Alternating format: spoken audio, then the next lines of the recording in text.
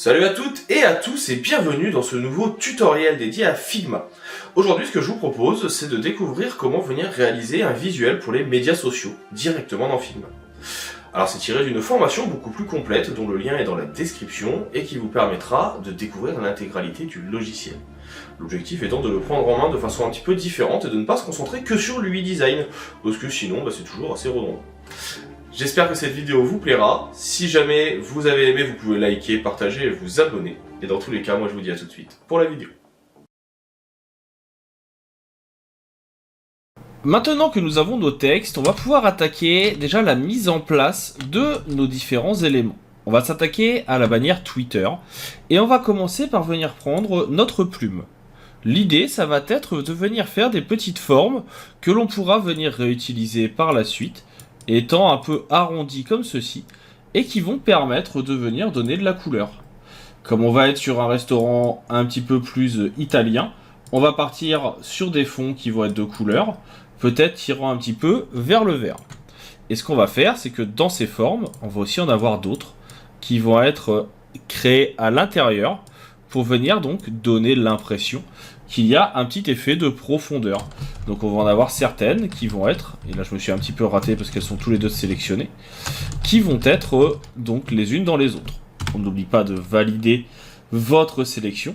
Si jamais vous voyez que ça ne se valide pas, vous recliquez à côté, ça permet de venir en faire une autre. Et donc là, on va pouvoir venir créer notre deuxième forme qu'on va faire dedans. On va changer la couleur, un petit coup de pipette pour reprendre la même et assombrir. Et bien sûr, refaites pas la même erreur que moi, c'est-à-dire mettez-le bien en file et non pas en contour. Et donc là, je prends ma pipette pour dire que je veux vraiment cette couleur. Je peux reprendre le code hexadécimal et je remplace. On enlève le contour. Ici, on voit que pour le moment, petit souci que j'ai, c'est que mes éléments ne sont pas intégrés forcément dans ma frame Twitter. On va pouvoir venir les sélectionner tous les deux et les faire glisser dedans. De cette façon, vous voyez qu'ils n'apparaissent plus que dans la frame.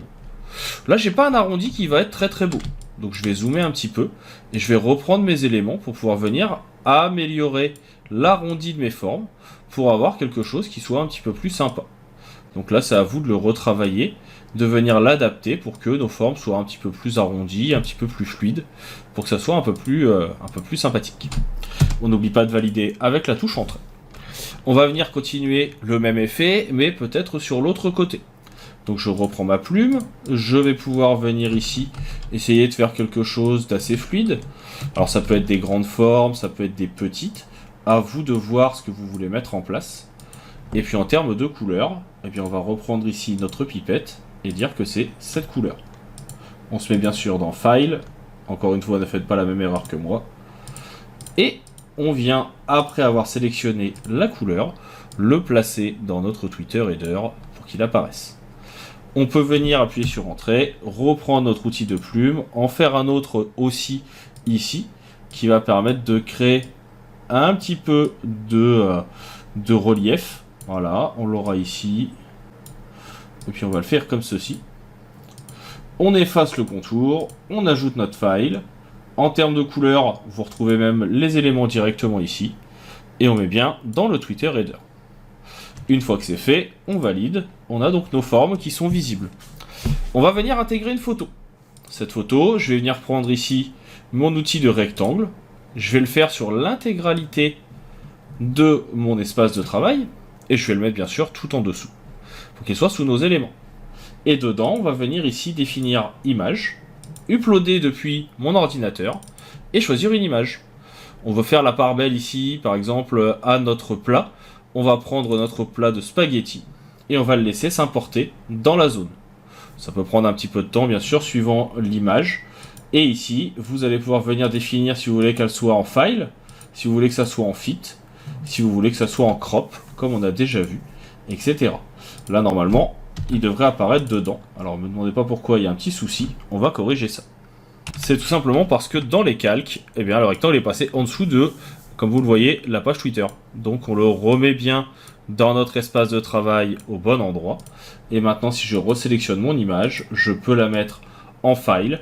Elle va bien apparaître dans l'intégralité de la composition, où je peux la mettre en fit pour pouvoir corriger comme j'ai envie.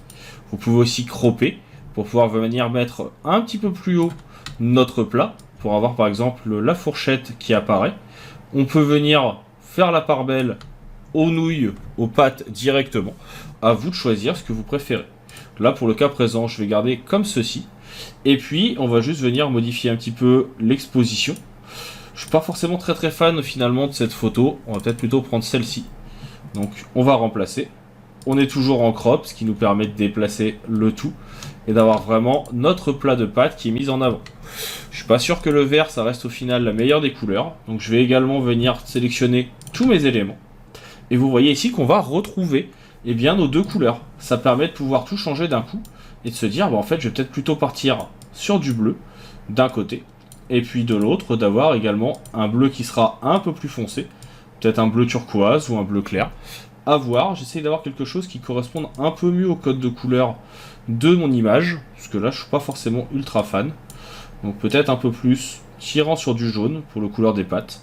Et puis pour l'autre, pareil, on va peut-être partir sur quelque chose d'un peu plus foncé, d'un peu plus orangé. Donc là, je vais essayer d'avoir un orangé qui me convienne un peu plus. Peut-être un peu plus comme ceci.